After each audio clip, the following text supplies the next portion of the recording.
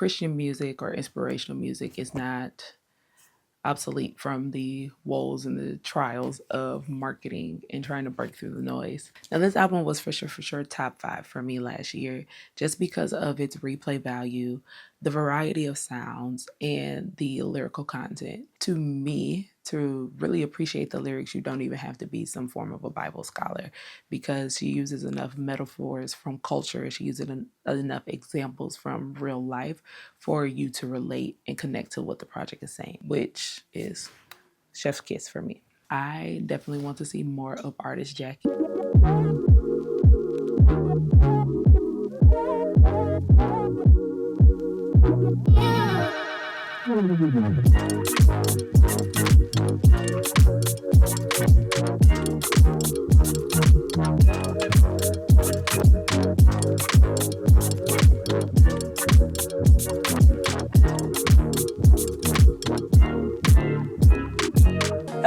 Hello. I'm Nikole, and welcome back to the channel.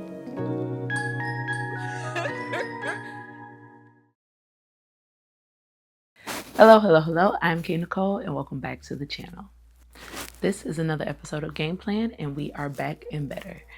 As I mentioned before, we are getting into some of my favorite albums from the last year for the first half of the season, and then the second half of the season we'll be diving into rollouts from albums that were released in 2026. Now, in this episode, we'll be getting into the album Blameless by Jackie Hill Perry, and this album was a big standout for me, so I am excited to get into it with you guys. We've never actually discussed Jackie on Game Plan, so I'm excited to introduce her to you guys. Let's get into it.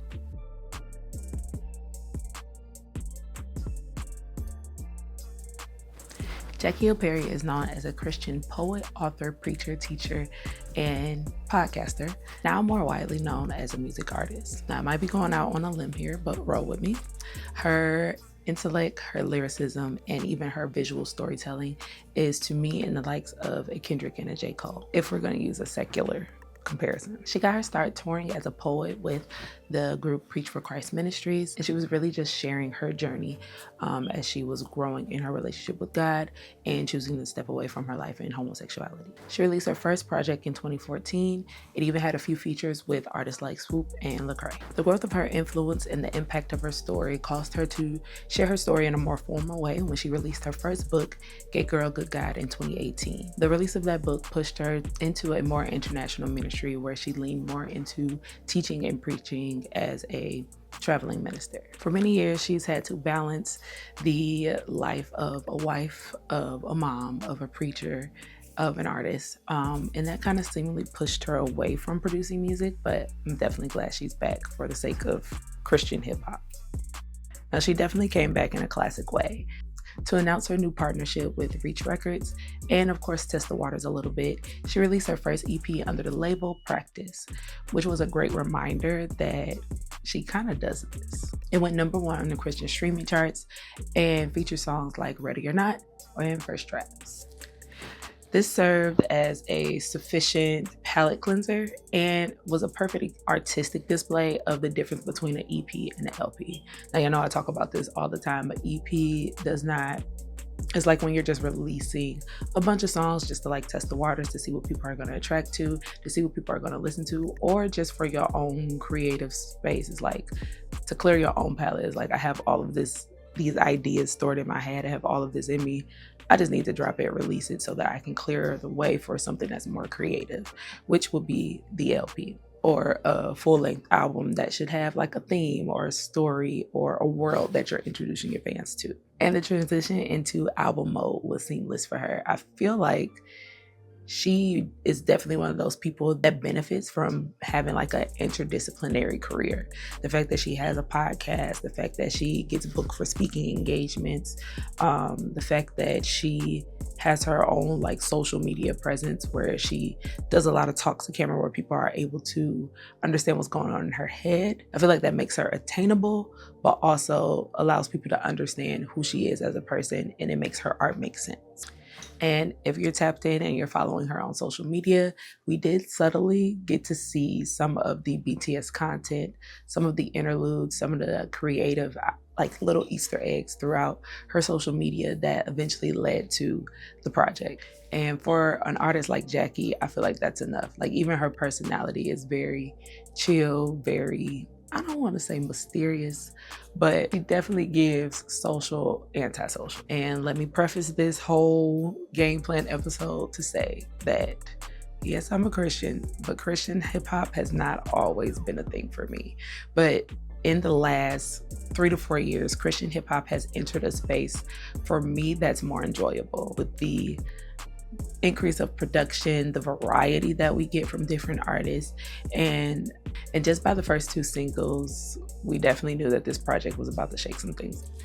One of the cool marketing efforts that her team put into play for the release of Blameless was they took a little note from the 80s and the 90s where you take the first couple of singles and you kind of just throw them out there as a mixtape. You give them like a couple of songs as a package deal, releasing them together, as well as dropping visuals that may seem to like not fully connect. The mixtape featured the two first singles, Antisocial featuring Aja Walls, which sound like a very like introspective diary entry with a dope R&B vibe, kind of giving Lauryn Hill / the Fugees vibe. Whereas Shimmy shocked us all a little bit because it had a bit of a Jersey bounce club sound, which I would not ever expect from Jackie. But that song definitely gave me what I love about hip hop, which is lyrics that make you think, as well as a beat that's danceable, that's energetic, that's fun. Now that's all for the setup, so let's get into the album. All right, y'all, as I've said before, in this new version of Game Plan, we are no longer cutting it up for the copyright and simply just focusing on overall analysis of the project and branding. I am open to finding new ways to listen to music live together in the second half of our season. So there is an active poll on both YouTube and Patreon. If you guys would like to give me a little feedback on what you guys would like to see for part 2, as well as let me know how you guys are liking this different version of Game Plan and what you guys want to hear next.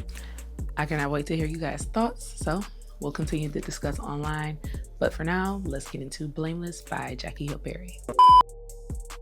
Now, this album was for sure top 5 for me last year, just because of its replay value, the variety of sounds, and the lyrical content. In interviews, Jackie has explained that the project thematically is to kind of walk people through different areas of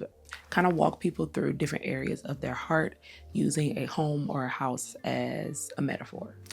Each song wrestles with a different thing or a different issue that could be harbored inside of our hearts that kind of create a blockage from us being more blameless or going deeper in our walk with God and doing our best to look more like Christ. So if you're not familiar, you should get what I mean by Kendrick level types of artsy. The entire album gives an early 90s hip hop vibe with the different beats that are fire enough to keep you listening while supporting a very skilled pen. And this album is definitely for anybody that values lyricism in hip hop. To me, to really appreciate the lyrics, you don't even have to be some form of a Bible scholar, because she uses enough metaphors from culture, she uses enough examples from real life for you to relate and connect to what the project is saying. And if you want to go deeper, you'll definitely run that back and play it again just to get a couple of your questions answered. Now, when we talk about the flow and the structuring of the album, you definitely feel like you're walking through somebody's house or you're walking through somebody's neighborhood and they're giving you a peek inside their real life experiences, or you're sitting down with somebody and they're walking you through their journal and they're trying to explain these different situations that they're wrestling with, which when you listen to it, especially if you got some noise canceling headphones, you really just immerse yourself in the music and the project. Now, the most shocking feature on the project for me was Project Pat. Came out of nowhere. Project Pat is featured on Northside, and Northside is for sure a bop. I did not know the connection between them being from the same state or the same town, but it was definitely a beautiful surprise, and I feel like he added a lot to the track. All of the transitions were seamless, and the overall project's replay value, like I keep saying, for me, you're always going to hear something new. And even just from track 1 to the last track, like you could play it in the cycle and you feel like you're never leaving the loop, which is chef's kiss for me. So now let's get into top 5.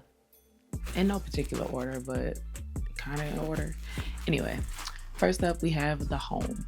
This is the opening track, and I know we have talked about how I really hate songs that are under 2 minutes, but this was a very, very solid opener. It definitely... Somebody home, I see a plate. They eating a piece of the pie. I think they are greedy and need it and greedy to keep them alive. Or maybe I find another room to investigate what the problem is. Maybe they laying on the bed with the living bread where the knowledge is. TV on and it's Netflix like a necklace or a noose used to the death. Its use ain't nothing but a death wish. When time flies, where the sec this ain't it. What did I miss? The closet, the skeleton hanging, or is it a fit? Maybe...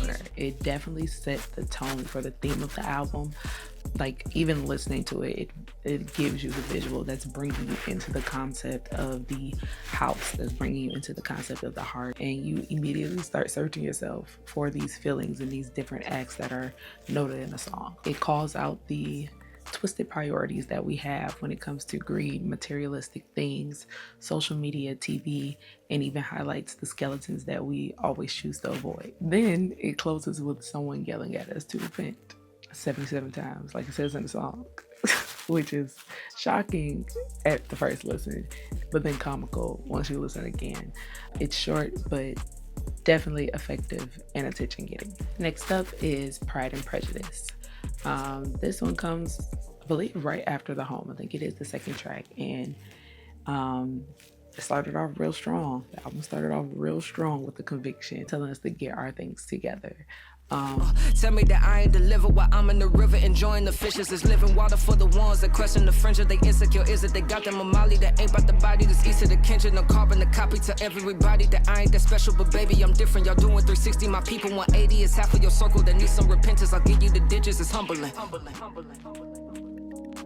This is Pride and Prejudice. Maybe I'm just relevant. Maybe I'm just arrogant. Maybe y'all need a therapist. This is Pride and then once I listened to the lyrics on the second listen, I was like, is this her type of version of like a clapback of all of the social media that she constantly gets, ridicule and backlash on social media? And it's just because she has a very strong, convicting take. And I feel like this is kind of like her little slight way of going back at commenters, because she typically does not. And that is honestly like another thing that she was calling out throughout the album. Unfortunately, in the Christian community, there can be a little bit of finger pointing, and everybody wants to know, am I doing this right? Am I doing this wrong? Who's right? Who's wrong? But I really feel like those are the people that have not fully come to understand the purpose of Christ. That everybody is going to be on this journey of sanctification, and some people are going to get it wrong, some people are going to get it right, but I don't really think that we are to be the judge of that. So even at the end, the audio clip that she chose to place at the end of the album perfectly explains that Christ is not coming to judge and condemn, but he comes to convict and to save. So even though like the most horrible things or the most damning things about our personalities, like that's what he's come to save, and he actually doesn't think bad about us, which is, we're supposed to be Christ-like. We're not supposed to be pointing the finger and condemning people. We're supposed to put up a mirror like Christ does and show people areas in their life, like this album does, that can be perfected. Because no matter what, all of us are on this journey, and God actually has good thoughts about us, not condemning thoughts. Next up is obviously Antisocial. I've mentioned it before, but y'all know I'm an R&B girl, so just the mix of the hip hop and R&B and having Aja Walls on it was perfect to me. You can keep that distance if it's tension, you can call us. I don't do division, mathematician, I am taller. Little petty boots, steady stumping with the small ones. Like you got a cauldron, the witch, the whiz, I wish, the wicked, repent. Them brooms ain't tombs, that's empty, it's lint, it's lit, it's fixed. This fight like a mic, night.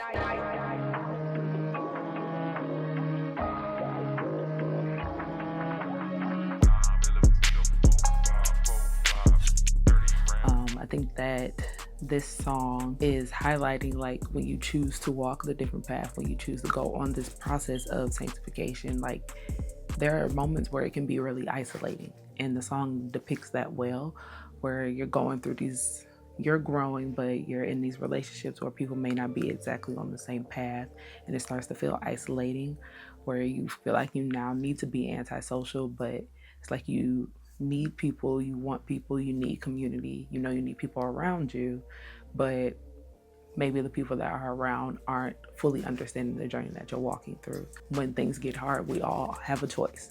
When those challenges arise, it's like you could choose the broad way and just go back to what you were doing before, go back to the comfort of the people who don't get it, or you can choose the narrow way and just tough it out, and you find your community along the way. Like I said, that song sums it up lyrically perfectly, as well as just the tone and the production that was chosen sums up the emotion of it as well. Then we get to Northside, where we get a little hood. I really just like how the song sounds.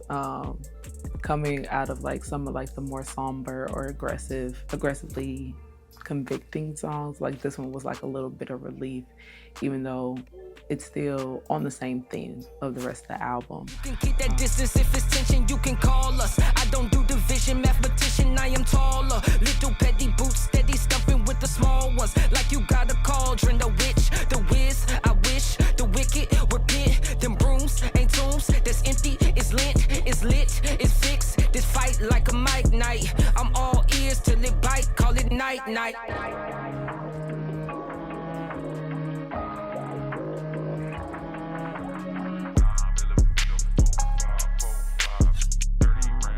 I just love the different cadences and the different pockets that she found throughout the track, that made this one of the most roller coastery, enjoyable songs. And as I mentioned before, obviously it was a beautiful surprise to have Project Pat on it.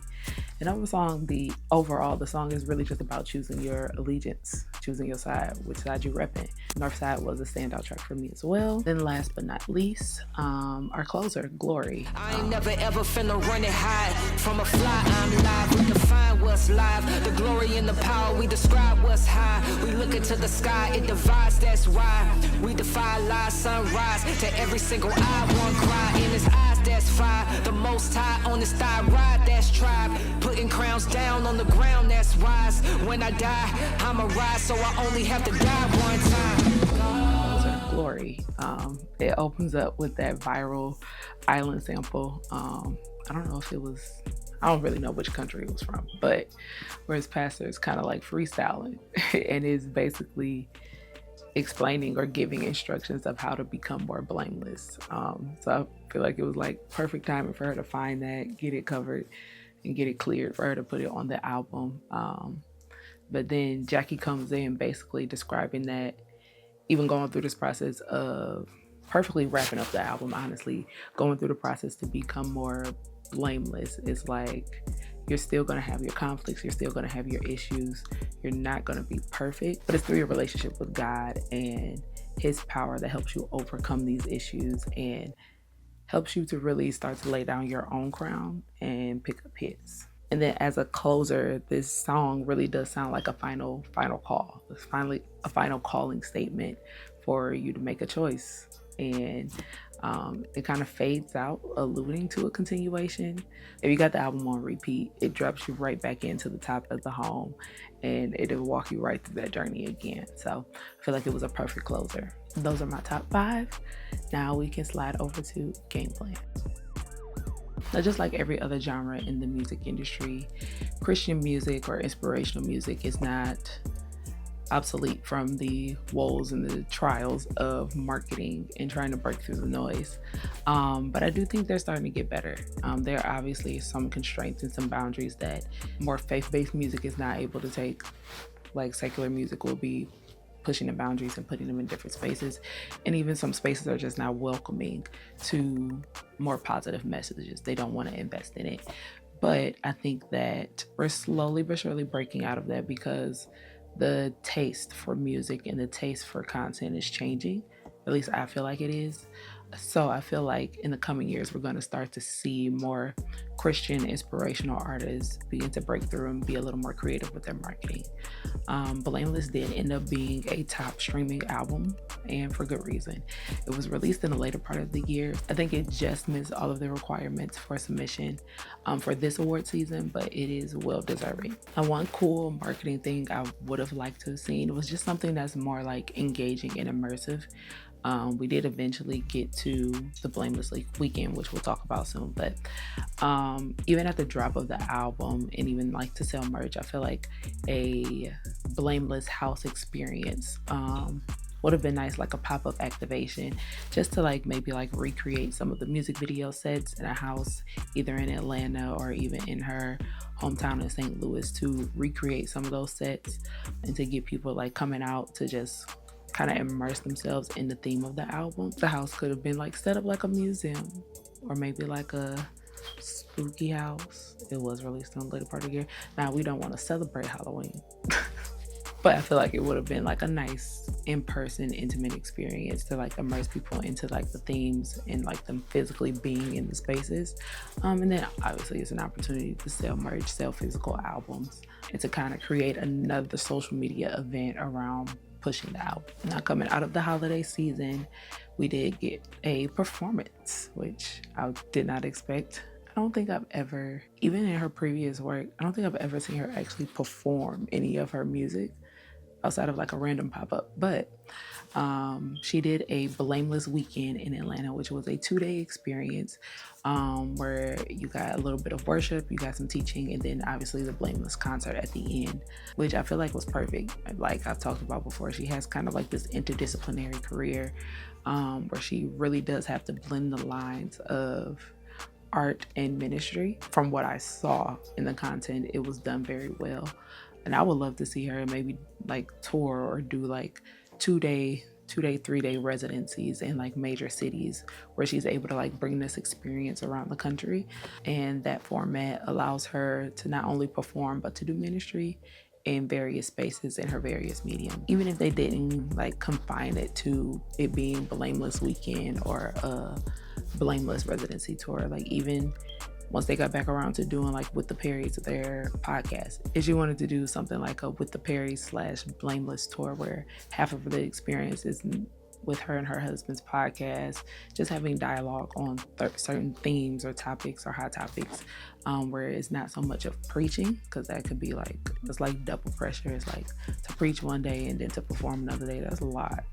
That takes a lot. But to have like the podcast dialogue and then to come around even just in the same day, where you started out with the podcast and then you do like an intermission where you open up the marketplace, because even her husband has his clothing line, and then you're selling merch, and then you could have other designers or other Christian vendors there, or even like a cafe in between for people to eat, have a little break, and then come into the Blameless concert would be dope. Those things that I feel like could have added. I don't know if we're done with this album cycle or if we're moving along, but I definitely want to see more of Artist Jackie. I feel like this medium or this space of her creativity is more digestible for people that aren't as into theology or deep into their Christian walk. So I would love to see more of Artist Jackie. All right, y'all, that's a wrap on this episode of The Game Plan. Please drop down in the comments below. Let me know what you guys thought about this episode. Let me know if you guys have heard of Jackie Hill Perry. If you guys are interested into diving more into Blameless, drop down, give me those comments. Let me know what you thought. And in general, you guys already know what to do. Be sure to comment, like, and subscribe. Also hit that notification bell so you don't miss the next drop, and slide over to Patreon and even in the community tab on YouTube and get active in that poll so we can make some decisions about the second half of this season. And I'll catch y'all in the next video. Bye.